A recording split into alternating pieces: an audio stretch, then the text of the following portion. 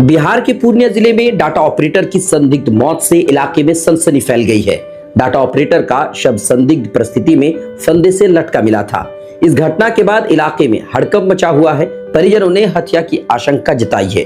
घटना सरसी थाना परिसर के पास स्थित कोसी कॉलोनी की है, जहां सरकारी क्वार्टर में शनिवार की शाम डाटा ऑपरेटर ललित कुमार दास का शव फंदे से झूलता मिला था।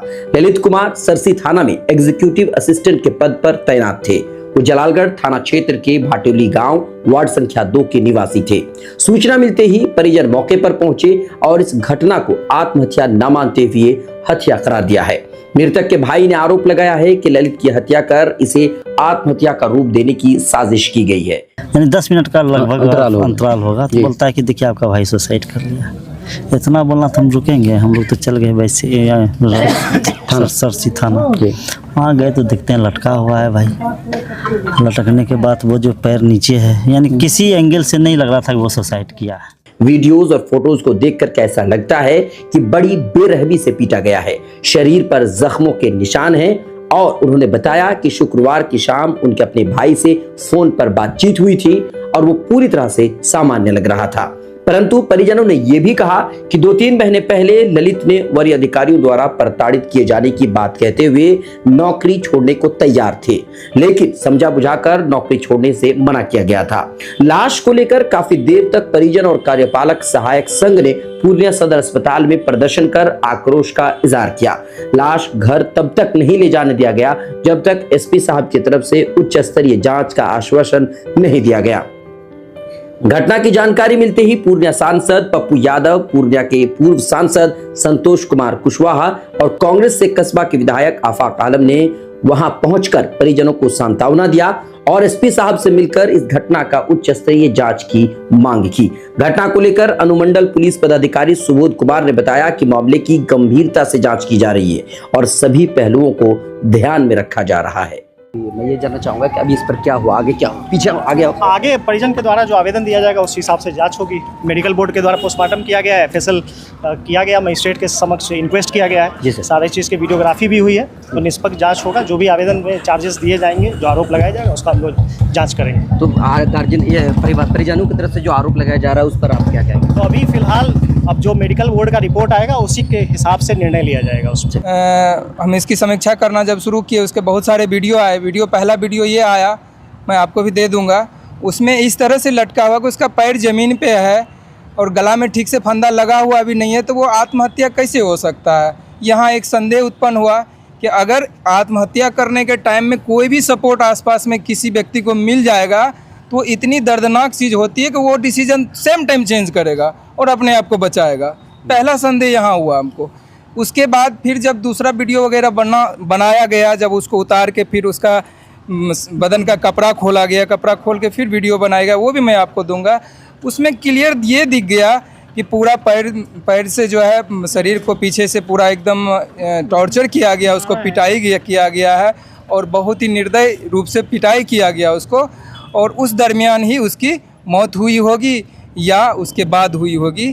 तो हम लोग माननीय एसपी महोदय से, डीएम साहब से और माननीय मुख्यमंत्री साहब से ये गुजारिश करेंगे कि इसकी निष्पक्ष जांच हो, चाहे वो जिनके भी स्तर से हो, उच्च स्तरीय जांच कराया जाए इसकी, और इसमें जो भी सही है, सही गलत का निष्पक्ष जांच होता। जिस तरीके से ये हुआ है, तो इस पर आप क्या कहना चाहेंगे? ताज़ा इसका फांसी लिया हुआ होता, मर जाता तो तुरंत पता चलता कि भाई हाँ अभी सब बॉडी उसका ठीक है। बॉडी एकदम पूरा ख़राब हो गया था। इसका मतलब है, साबित होता है कि इसको फांसी लगा के मारपीट करके तब उसको दिखाया गया हैंग करके।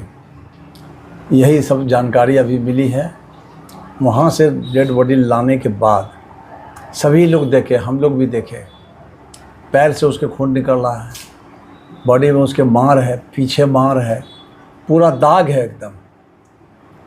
तो इसमें सभी लोग यहाँ उपस्थित होकर, माननीय पूर्व सांसद जी वो भी थे और सब लोग देखे उसको प्रेजेंट सांसद सब लोग देखने के बाद यही साबित हुआ है कि इसको मारा गया और मार के इसको दिखाया गया है कि ये तो फांसी वाला जो देख रहे हैं हम लोग जी, वो ऐसा है कि वो पैर उसका ज़मीन पर ही सटा हुआ है और चेहरा ऐसे उल्टा हुआ है। ये सब चीज़ भी देखा गया। तो सर अब हमारा कहना है कि थाना प्रभारी ही जिम्मेदार हैं। वो थाना का उसको पता नहीं कि हमारा स्टाफ कहाँ है, क्या कर रहा है। अब उससे पूछा जा रहा है, तब कुछ देर के बाद तब वो बताते हैं। तो बॉडी से तो साफ जाहिर है कि इसको मार के लटकाया गया है। यही है जानकारी हम लोग को मिली है, एसपी साहब से मिले हैं। उनको कहा है कि इसको आप अपने से इसका जांच कराइए। सर आपके भाई के साथ क्या हुआ और ये जानकारी आपको कब मिली? देखिए, जानकारी हमको तो कल शाम में 7 बजे साढ़े सात नहीं 8:19 में मिला। उससे आधा घंटा पहले कोई उनका दोस्त हमको फ़ोन किया। वह नहीं किया। हुआ कि 30 तारीख को सुबह में मेरा भाई एक बैंक में अभी जॉब लगा है तो वहीं जा रहा था, तो वो 8 बजे फ़ोन किया ललित कुमार को।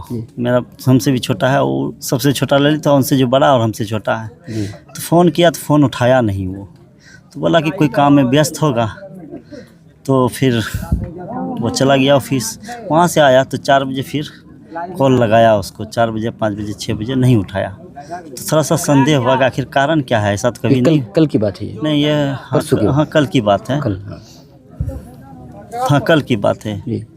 कल थोड़ा सा हौज-गौज में थोड़ा सा, हाँ कोई बात नहीं, होता है। हाँ कल ही की बात है जी। कल की बात है कि तो शाम में वो फ़ोन लगाया, नहीं उठाया। तो ये उनका दोस्त कोई बनमनखी थाना में कि रिपोर्टिंग करता है, तो उसको पूछा कि ललित का फ़ोन लगता है, उठाता नहीं है, क्या बात है, थोड़ा बात करा सकते हैं? वो हैं इस अगल बगल में क्या? बोला देखिए ना, हमारा भी फ़ोन नहीं उठाता है और हम पता करके आपको बताते हैं। और फिर उसके मन में क्या हुआ, एक काम कीजिए ना भैया, आप दरोगे को प्रभारी को बात कर लीजिए, क्या वो तो संरक्षण में वो ऑफिस तो गया होगा। तो ये सब खोज यानी सोचते विचारते फ़ोन का इंतज़ार करते करते 8:19 में हम लगाए फ़ोन। मेरा छोटा भाई है लाल बहादुर, फ़ोन लगाया प्रभारी को, मनीष चंद्रा यादव को। तो बोलता है कि देखिए आपका भाई सुबह से नहीं आया है, कहीं चला गया, हम लोग खोज रहे हैं। वो डायरेक्ट यही शब्द बोल रहे हैं? जी। बोलते बोलते वो पूरा बात सुना नहीं, वो काट दिया फ़ोन। अच्छा। फिर 10 मिनट वेट किए कि चलो भाई फिर दोबारा घुमाया या डिस्कनेक्ट हो गया हो। तो उधर से घुमाया नहीं, तो फिर लगाया फ़ोन मेरा छोटा भाई। तो फ़ोन लगाया तो कहता है कि देखिए आपका भाई जो है क्या कहते हैं, आत्महत्या कर लिया है, सुसाइड कर लिया है। 10 मिनट के बाद जब आपने बस 10 मिनट में। 8:19 में कॉल करते हैं तो बोलता है कि कहीं चला गया है, मिल नहीं रहा है। और 8:24 में वो बोलता है, 24 की 32 मिनट में से, याद नहीं है, कॉल डिटेल देखना होगा, यानी 10 मिनट का लगभग अंतराल होगा। तो बोलता है कि देखिए आपका भाई सुसाइड कर लिया। इतना बोलना तो हम रुकेंगे, हम लोग तो चल गए वैसे सरसी थाना।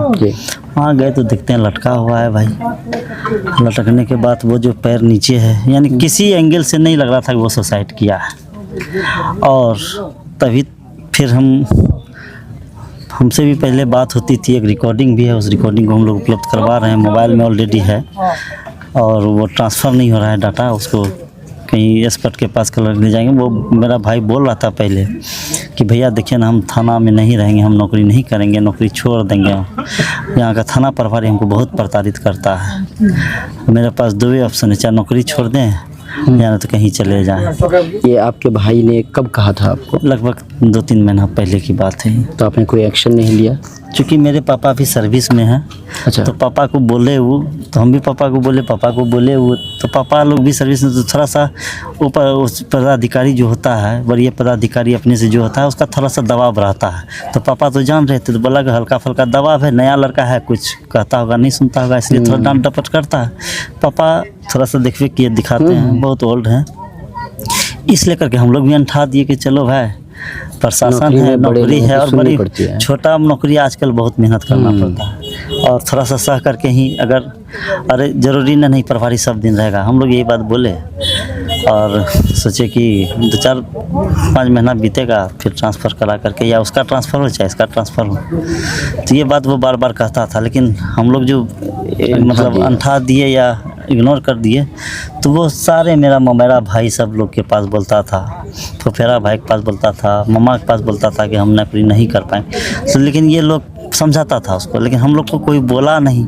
सब वैसे बोलता था कि वो ऐसे बोल रहा है, अब आपके पास एक बार बोला, उसके पास एक बार बोला। आज ना बात निकल रहा है कि मेरे पास ये सब बोला है, उसके पास ये सब बोला है, तो सब हौला में ले लिया। अगर जानते कि नहीं ऐसा परेशानी या घटना घटता तो हम लोग तो फिर पहले से ही सजग रहते। लेकिन क्या कीजिएगा, हम लोग का लापरवाही कहिए और दुष्ट आत्मा का कहिए कि शरण में चला गया ही जो ये कांड किया। तो अब इतना बात, सुबह में अगर आप थाना प्रभारी हैं, आपके अंडर में काम कर रहा है और आपके यहाँ 10 बजे नहीं पहुंचा, ड्यूटी का समय है 10 बजे, छुट्टी भी नहीं लगाया है, दिन भी संडे नहीं है, मंगल यानी कि 12 बज गया, प्रभारी नहीं खोजेगा? डाटा ऑपरेटर के बिना कोई थाना में काम होगा? कोई एफआईआर होगा? कोई तरह का रिपोर्ट करना है तो डाटा ऑपरेटर करता है। सब बात सही, आप लोग तो मीडिया वाले हैं, जानते हैं।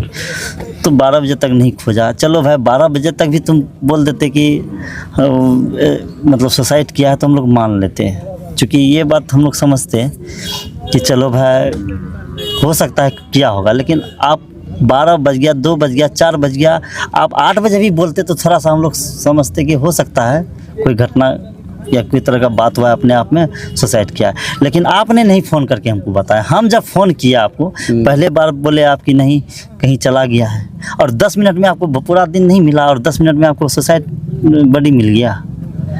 इससे तो क्लियर है कि वो मर्डर किया है। और वो 2 आदमी का नाम बोलता था, एक था मनीष चंद्रा यादव और एक क्या नाम था उसका, आयुष राज। बार बार बोलता था, रिकॉर्डिंग में है वो, ठीक ना। और दोनों, एक एसआई है, एक मतलब थाना प्रभारी है। ये दोनों का शिकायत हम लोग के पास कई बार किया। पापा के पास करते थे तो पापा बूढ़े आदमी हैं, इग्नोर कर देते थे कि चलो बाल बच्चा ऐसे होता है। हम लोग चूँकि वो लोग भी सहे हैं बहुत, उस समय में भी वो लोग सर्विस में थे, तो पदाधिकारी का दबाव वो लोग जान रहे थे। लेकिन ये नहीं जान रहे थे कि आज का पदाधिकारी इतना साला कुष्ठ होता है। अच्छा, तो क्या बॉडी पर किसी तरह कोई निशान भी था? हाँ, निशान इसमें पूरा मार है, यहाँ पर कटा हुआ है, हाँ पूरा बॉडी में है, ठीक ना। और चूँकि सूजन हो गया तो उसमें तो ब्लड जम जाता है, तो ऐसे भी पता नहीं चलता। लेकिन हम लोग को लग रहा है कि मार है और बेरहमी से मारा है। अच्छा, मैं आपसे जानना चाहूँगा कि क्या किसी तरह की इसके अलावा भी कोई परेशानी थी? क्या डिप्रेशन में था? नहीं, कभी नहीं। एक दिन पहले हमारे छोटे भाई से बात हुई है, आधा घंटा। धनंजय है और कौन दिखा था, धनंजय को बुला, तो उनसे बात हुई है। पूरा नॉर्मल, कहीं दिक्कत नहीं है। खाली वही परेशानी थी। जी। वो किसी भी हाल में उसी का नाम लिया करता था। चलो, बहुत बहुत शुक्रिया।